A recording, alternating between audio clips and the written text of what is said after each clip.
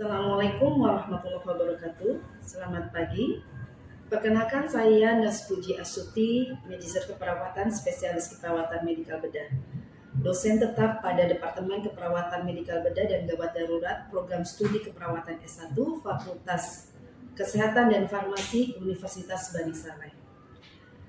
Saat ini saya dalam proses seleksi sertifikasi dosen gelombang 1 tahun 2025 yang diselenggarakan oleh Kemendikti-Saintek. Saya akan melakukan penyusunan dokumen pernyataan diri dosen dalam unjuk kerja Tridharma Perguruan Tinggi atau PDD UKTPT bidang pengajaran. Dalam kesempatan ini, saya akan memaparkan salah satu mata kuliah yang saya ampuh, yaitu mata kuliah keperawatan dewasa, sistem pernafasan, kardiovaskuler, dan hematologi, atau yang dalam kurikulum lama sebelumnya disebut keperawatan medikal bedah, untuk mahasiswa tingkat 2 semester 3 program studi keperawatan S1. Mata kuliah ini merupakan mata kuliah yang ada dalam kurikulum inti yang dalam capaian pembelajarannya menganut pada kurikulum pendidikan nurse Indonesia tahun 2024. Capaian pembelajaran yang ada pada prodi dan mengacu pada kurikulum pendidikan keperawatan dengan bobot SKS 4 yang terdiri dari 3 SKS tatap muka dan 1 SKS praktikum. Pada kesempatan ini, saya akan menjelaskan RPS mata kuliah keperawatan dewasa, sistem pernafasan, kardiovaskuler, dan hematologi. Adapun deskripsi mata kuliah keperawatan dewasa, sistem pernafasan, kardiovaskuler, dan hematologi membahas tentang pemenuhan kebutuhan klien dewasa dengan gangguan pemenuhan kebutuhan oksigenisasi, sirkulasi, dan hematologi. Media pembelajaran menggunakan modul, PowerPoint, kasus, artikel ilmiah, dan juga video-video pembelajaran. Untuk referensi, mahasiswa bisa menggunakan e-book ataupun buku terkait dengan keperawatan medikal bedah ataupun medical surgical nursing, buku standar keperawatan Indonesia, buku standar intervensi keperawatan Indonesia, buku standar luaran keperawatan Indonesia, dan juga buku standar operasional yang diterbitkan oleh PPNI. Untuk evaluasi atau pembobotan nilai merupakan ukuran dalam bentuk persen yang menunjukkan keberhasilan terhadap nilai keseluruhan mata kuliah. Penilaian terdiri dari penilaian hasil dan proses sesuai dengan capaian pembelajaran dengan rincian sebagai berikut. Ujian akhir semester sebesar 20%, penugasan 20%, proyek atau eksebisi akhir itu ada 20%. Ini merupakan aplikasi dari materi IPN dan pendidikan kesehatan dalam kegiatan eksebisi. Penilaian keterampilan atau kompetensi di laboratorium itu sebesar 30%, penilaian kehadiran dan dimensi interpersonal atau soft skill sebesar 10%, sehingga keseluruhannya adalah 100%. Penilaian dilakukan secara objektif berdasarkan indikator seperti ketepatan dalam penguasaan materi, kemampuan analisis kasus, partisipasi aktif, kemampuan komunikasi dalam menyajikan tugas atau makalah, kemampuan psikomotor secara sistematis berdasarkan kinesthetik dan aseptik, dan daya kreativitas dan orisinal dalam proyek eksibisi. Hasil yang sudah dicapai nanti akan disampaikan kembali kepada mahasiswa sebagai bentuk dari proses umpan balik untuk meningkatkan kualitas pembelajaran pada mahasiswa. Baiklah, untuk tahap berikutnya, marilah menyimak video pembelajaran mata kuliah keperawatan dewasa, sistem pernafasan, kardiovaskuler, dan hematologi untuk metode pembelajaran tatap muka dan juga metode praktikum. Silakan menonton. Baik, sebelum kita memulai perkuliahan pagi ini, alangkah baiknya kita mulai dengan baca basmalah. Semoga langkah kita, kegiatan kita adalah dalam rangka mencari ibadah dari Allah dan ridho dari Allah Subhanahu wa Ta'ala. Kita mulai perkuliahan kita dengan baca basmalah. Bismillahirrahmanirrahim. Ya. Kita lanjutkan perkuliahan kita, yaitu asuhan keperawatan pada pasien dengan gangguan aritmia. Kita lanjut ya. pembelajaran kita. Sekarang kita bagaimana memasukkan konsep tadi, konsep dasar EKG, kotak-kotak kecil, kotak besar, gelombang P, kompleks RS, gelombang T dan U pada kasus hasil perekaman EKG. Ini adalah yang disebut dengan hasil rekaman EKG pada pasien kita. Ya, ada 12 lead seharusnya, tapi yang ditampilkan sini hanya 1 lead atau 1 hasil rekaman. Biar kita fokus tidak membingungkan, ya. Yang harus dianalisa adalah 1, ya. Apakah irama teratur, reguler atau irreguler? Yang kedua adalah apakah heart rate? Tadi kita sudah belajar ya menghitung heart rate irama reguler dan irreguler. Kemudian yang ketiga adalah apakah ada gelombang P? Cuma gelombang P-nya sama tidak? Ya, kemudian apakah setiap gelombang P diikuti oleh kompleks QRS? Kemudian berapakah panjang interval PR? Ya, kalau ini dalam nilai normal, maka semuanya kita sebut dalam irama sinus ritme. Ya, sekarang kita aplikasikan ke bagaimana cara menghitungnya. Yang pertama, kita kasih nama dulu masing-masing gelombang. Di sini masih kosong. Ya, siapa memberikan nama? Farid? Oke, kalau saya tunjuk yang ini apa Farid namanya gelombang apa? P. Yang ini Q. Yang ini R. S. Ini good job Farid. Kita kasih tepuk tangan buat Farid. Oke. Nah, kalau begitu, Wildan. Ini kira-kira apa kalau begitu Wildan? Gelombang? Kembali lagi ke gelombang P. Ya, karena satu denyut adalah kompleks P, Q, R, S. Hebat Wildan. Ya, berulang kembali. Oke, aplaus buat Wildan. Udah ya, bisa ya membedakan mana gelombang P, kompleks RS, T, dan U. Kita lanjut sekarang. Apakah iramanya teratur? Nanti ada pilihannya 2, reguler atau irreguler. Kan kita disuruh menghitung nih jarak R ke R, betul nggak? Kan susah menghitung kotak besar, kotak kecil. Kita bisa menggunakan alat bantu kertas dan pulpen atau spidol. Ya, minimal kita ambil 3 gelombang R. Ya. R1, R2, R3. Kita geser. Kalau dia letaknya sama, berarti irama bagus, reguler. Kalau tidak sama, irreguler. Kenapa harus reguler irreguler? Karena nanti menentukan dengan jumlah heart rate. Gimana tadi menghitung heart rate kalau reguler? Masih ingat? Siapa masih ingat? Sevi? 300 dibagi R ke R kotak besar atau 1500 R. Oke, masih ingat semua. Kalau irama irreguler, hitung dulu jarak R ke R sebanyak berapa kotak? 6 detik atau 30 kotak besar 6 detik, ya kan? Lalu setelah dapat jumlahnya dikali 10. Ya, kenapa 10? Karena baru ada 6 detik. Kita harus 60 detik. Masih ingat? Belum. Ini baru pemanasan. Oke, berarti kalau dari irama ini teratur apa tidak teratur? Teratur. Saya mau coba Tasya. Tasya. Ada Tasya ya? Oke, Tasya kira-kira berapa sih heart rate-nya? Tunggu, dari sini. Ini berapa nih? Berarti berapa kotak besar? Kurang lebih 1, 2, karena lebih setengah-setengah berarti 3. Ya, berarti 300 dibagi berapa Tasya? 3. Dapat berapa? 100 kali per menit. Normal apa tidak normal? Normal. Kalau kurang dari 100, kurang dari 60, kita sebut bradikardi. Kalau lebih dari 100, bisa ya? Oke, sekarang kita lihat. Apakah ada gelombang P? Tadi kata Farid, ada. Ya kan? Oke, gelombang P-nya ada. Sama nggak bentuk gelombang P? Sama. Kemudian siapa lagi yang mau jawab? Ada nggak? Apakah setiap P diikuti oleh kompleks IRS?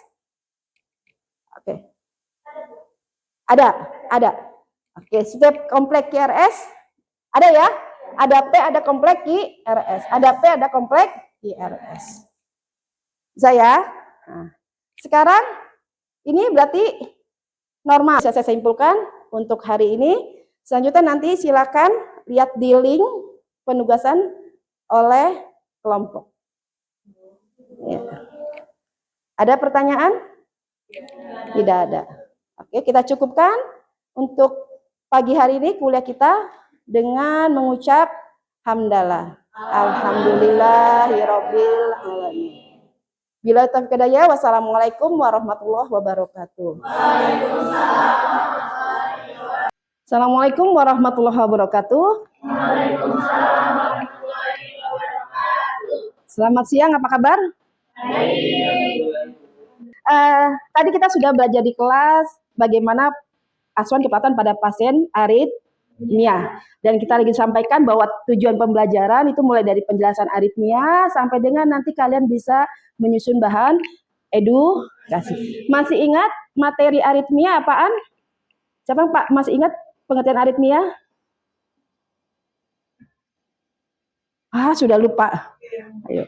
Aritmia berarti berhubungan dengan apa kalau kasus aritmia? Jantung. Bagian apanya dari jantungnya? Ada anatomi, ada listrik, ada fungsi listrik jantung, ya. Dan salah satu kita akan belajar hari ini praktek adalah bagaimana melihat fungsi listrik jantung, ya. Jadi kita nanti akan terkait dengan yang ini nih, mampu melakukan perekaman dan analisa EKG. Nah, kalian sudah pegang semua kertas prosedurnya? Sudah, ya. Dan di depan kita ada pasien kita standar, pasien standar namanya Pak Fajar, ya, yang akan menjadi pasien standar kita, gitu ya. Nah, sebelum kita memulai praktikum, kita coba akan mereview sedikit yang materi sudah kita pelajari tadi pagi. Ya, silakan dibuka prosedurnya. Ada beberapa yang harus kita siapkan untuk memasang EKG. Ya. Sebelum kita akan lihat dulu apa sih EKG itu? Mungkin bisa lihat di situ ya definisi ya. Intinya adalah satu aktivitas listrik ya yang akan direkam sehingga kita bisa melihat bagaimana perubahan potensial listrik pada seorang pasien. Paham ya? Yang adalah listrik jantung ya. Tujuannya adalah untuk melihat kondisi-kondisi gangguan pada listrik jantung, terutama pada kasus aritmia. Ada alat yang dibutuhkan ya. Apa aja kira-kira? Mesin EKG. Pernah lihat alat ini? Pernah. Oke, apa lagi? Elektrodanya. Yang mana ke elektrodanya? Ayo. Kalau di sini simpannya di sini. Ya, ada berbagai macam warna. Tapi jangan terkecoh oleh warna. Yang penting kabelnya. Ya, apalagi kemudian kertas EKG sudah terpasang di sini ya. Kemudian tisu nanti untuk mengelap gel ataupun memakai gel. Kemudian bengkok ada di sini sudah disiapkan. Kemudian alat tulis. Kenapa butuh alat tulis? Mencatat nama, identitas pasien dan identitas perawat. Oke, good, bagus. Apalagi kira-kira alatnya? Swab alkohol. Untuk apa fungsi swab alkohol? Untuk mengangkat. Oke, untuk sterilisasi, desinfektan. Selain desinfektan apa lagi? Ayo. Ini kan suka berminyak nih. Kita pas alkohol buat apa? Membersihkan area yang akan good, bagus ya. Untuk membersihkan area yang dipasang elektroda supaya tidak keringat ya. Jadi tidak nanti pada saat pemasangan tidak mengganggu aktivitas listrik yang direkam. Semuanya sudah lengkap? Oke. Yang penting adalah jelly. Ya, ini adalah jelly yang dipakai. Ya, sebetulnya bisa pakai jelly, bisa pakai yang lain. Masih ingat selain jelly bisa dipakai apa lagi? Satu orang mungkin baru menyebutkan selain jelly bisa pakai? Kan jelly kan bentuknya kan dia tidak cair, tidak padat. Berarti bisa digantikan dengan yang bentuknya cair. Air kan karena penghantar listrik, ya enggak? Ya. Cuma kalau air kan cepat jatuh, ya enggak? Selain air bisa apa lagi? Yang bisa menguap? Zat bentuk cacarnya bisa menguap. Alkohol, betul. Masih ingat ya pelajaran tadi di kelas, ya? Oke, bisa pakai alkohol. Ya, kita siap ya, mulai ya dengan demonstrasi dari saya untuk pemasangan EKG. SOP yang kalian pegang, daftar tilik, ya. Tindakan pemasangan EKG terbagi atas 3 tahapan, yaitu pertama tahapan ya, persiapan, pelaksanaan, sama evaluasi atau terminasi. Ya. Tahapan persiapan masih hafal ya, karena semua prosedur hampir sama. Dimulai dari apa? Cek terapi medis, kemudian setelah terapeutik, validasi. Yuk, lanjut, bagus. Prosedur tindakan. Oke. Jangan lupa cuci tangan 6 langkah. Sudah hafal ya, kok tingkat 2 ya, 6 langkah ya. Jangan sampai salah nanti. Oke, setelah itu mengatur posisi pasien. Oke, mengatur posisi yang nyaman bagi pasien yang mau dipasang EKG, apa posisinya? Satu orang mungkin bisa menyebutkan apa nama posisi ini? Supine, ya. Bagus, supine ya. Kemudian jangan lupa menyiapkan lingkungan, terutama memasang skeren. Kenapa harus pasang skeren? Menjaga privasi pasien.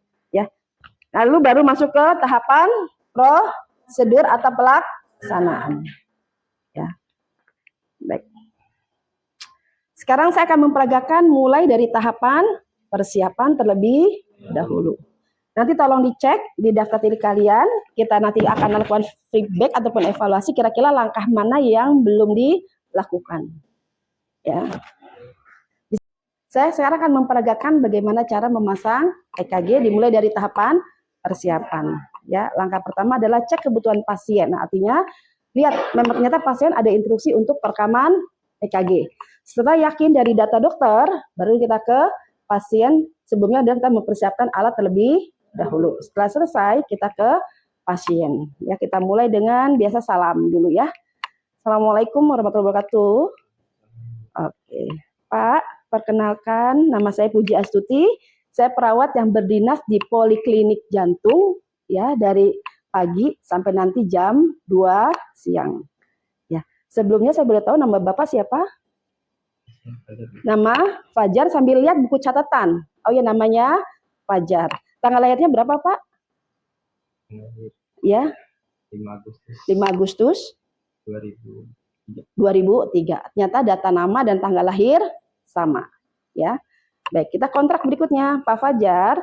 Tadi Bapak sudah dijelaskan oleh dokter ya, bahwa Bapak akan dipasang atau diperiksa EKG, elektrokardiogram, karena Bapak mengeluh di rumah, katanya dari kemarin dadanya deg-degan, sakit, dan mudah sesak nafas atau capek kalau beraktivitas. Kontrak dengan pasien, kita kemudian persiapan alat, ya. Kemudian kita pasang alat.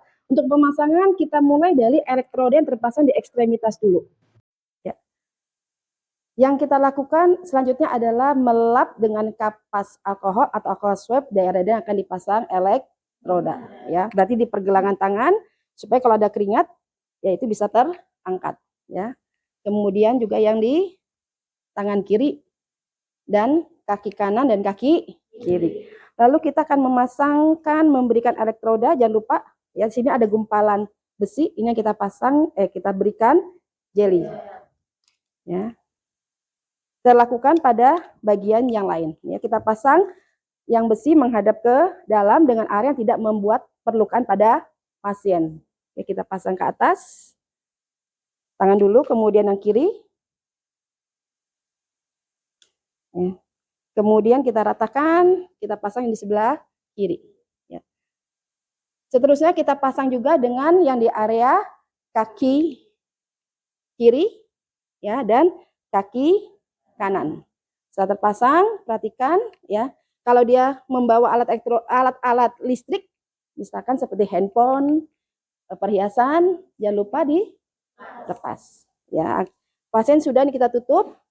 Kita akan lanjut dengan pemasangan tolong jangan lihat warna, tapi yang tertulis di kabel, betul ya, yang tertulis di kabel, karena sekarang warna bisa berbeda-beda setiap produk. Jangan lupa kita lap daerah yang mau kita pasang. Masih ingat ya kemarin ya? Daerah pemasangannya? Di mana pemasangannya? V1 di? Mungkin bisa satu orang membacakannya. Silakan yang membacakannya. Siapa? Sevi. Oke, silakan Sevi. Sampai kita praktekkan. V1 dipasang di sila keempat. Ya, kita pasang elektrodanya. Jangan lupa dihitung ya. 1, 2, 3, 4. Sila keempat di pinggir garis sternum. Oke, sudah. Silakan Sevi. Baik, lanjut. Iga keempat, sila keempat pada garis sternum kiri. 1, 2, 3, 4. Jangan lupa kasih elektroda. Kemudian kita pasang berikutnya apa, Sevi? F4 di sila kelima, garis klavikula, kasih elektroda. Kita cari V4 dulu sebelum V3. Ya, karena V3 dipasang di antara V2 dan bagus, masih pada hafal teorinya ya. Kita lanjut, 3, 4, 5 di mid klavikula kiri. Ya, ya. Kemudian V3 dipasang di mana? Antara, kita cek lagi, ini benar nih, buat C3 atau V3. Kasih elektroda di antara, berarti di antara V2 dan V3. V4 ya. Kemudian kita lanjutkan dengan pemasangan V5. Kita lihat dulu kabelnya V5 ya. Kasih elektroda, kasih jeli, kemudian pasang di mana? Garis aksila sejajar V4. Garis aksila anterior, berarti aksila bagian depan. Ya, sejajar V4. Di sini ya. Setelah itu kita pasang elektroda terakhir V6, garis aksila sejajar V4 dan V5 di garis aksila bagian tengah atau mid aksila. Dikasih jangan lupa jeli, kemudian pasang di mid aksila. Kira-kira seperti ini perekaman peletakan elektroda. Ya, sama dengan yang digambar. Ya, nanti untuk berikutnya sudah harus hafal ya. Berikutnya kita akan mulai perekaman. Boleh satu orang mungkin melihat ke depan atau merekam di sini, biar bisa nanti dilihat oleh teman-teman ya. Terima kasih, Sevi. Yuk. Yang pertama kita lihat adalah pastikan dulu mesin terpasang ke alat listrik atau ke sumber listrik. Kita cek dengan menyalakan power, ya. Nyala, ya. Nanti kamu tolong rekam, jadi lihat tombol-tombolnya ya, biar temannya bisa kelihatan jelas, ya.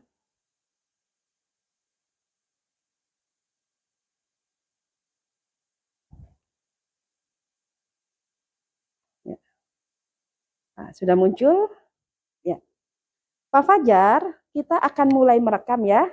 Nanti kalau saya bilang jangan bergerak, bergerak, karena nanti gerakan bisa membuat sumber listrik atau rekamannya akan tidak sempurna. Ya, sudah siap Pak Fajar? Sebentar ya, tahan ya.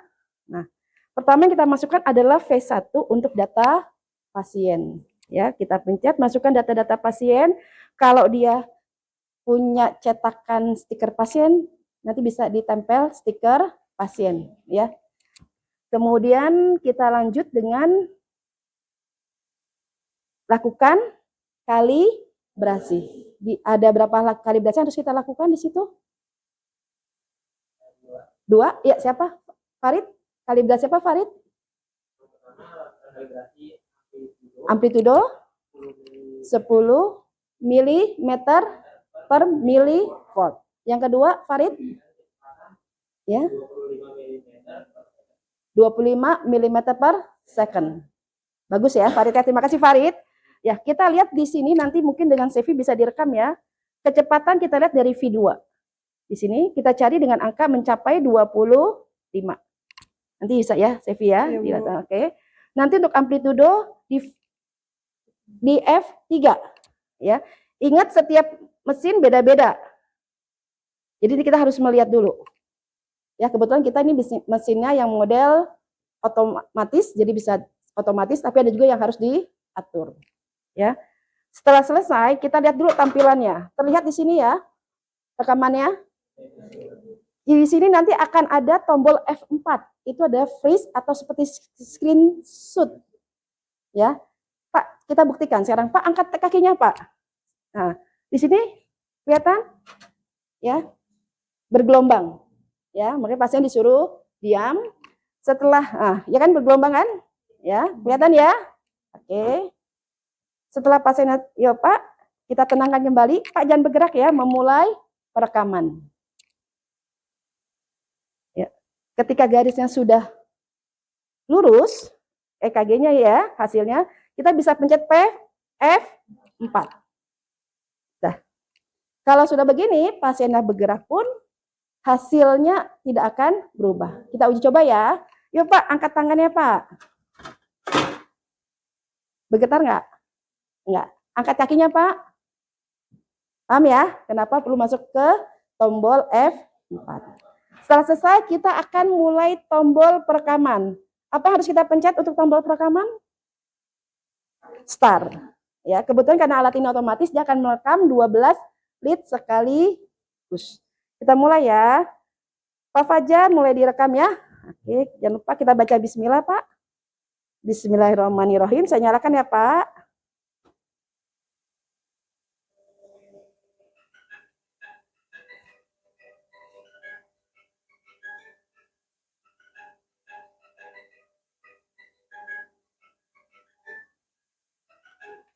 Kita jangan tarik dulu kertas ini sampai muncul identitas pasien dan hasil analisa EKG dari mesin. Nah, ini yang dimaksud dengan, ya boleh direkam. Ya. Kemudian kita pencet tombol stop. Ya, kemudian kita matikan mesin. Nah, baik, ini hasil rekaman EKG pasien. Ya, nanti kalau ada stiker bisa tempelkan di samping kiri.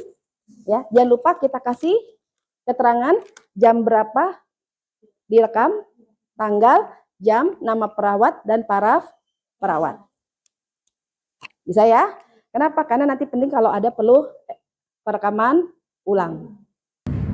Demikian video rekaman pembelajaran dalam mata kuliah keperawatan dewasa, sistem pernafasan, kardiovaskuler, dan hematologi pada program studi keperawatan S1, Fakultas Kesehatan dan Farmasi, Universitas Bani Saleh, sebagai salah satu syarat penyusunan dokumen pernyataan diri dosen dalam unjuk kerja Tridharma Perguruan Tinggi atau PDD UKT PT. Semoga bisa memberikan gambaran tentang kinerja pengajaran mata kuliah yang saya ampuh. Akhir kata, saya ucapkan terima kasih kepada seluruh panitia dan penguji sertifikasi dosen tahun 2025. Dan tidak lupa pula saya ucapkan terima kasih kepada seluruh sivitas akademika Fakultas Kesehatan dan Farmasi Universitas Bani Saleh, khususnya para dosen, mahasiswa, dan tenaga pendidikan yang terlibat dalam pembuatan video pengajaran ini. Akhir kata, billahi taufiq wal hidayah, wassalamualaikum warahmatullahi wabarakatuh.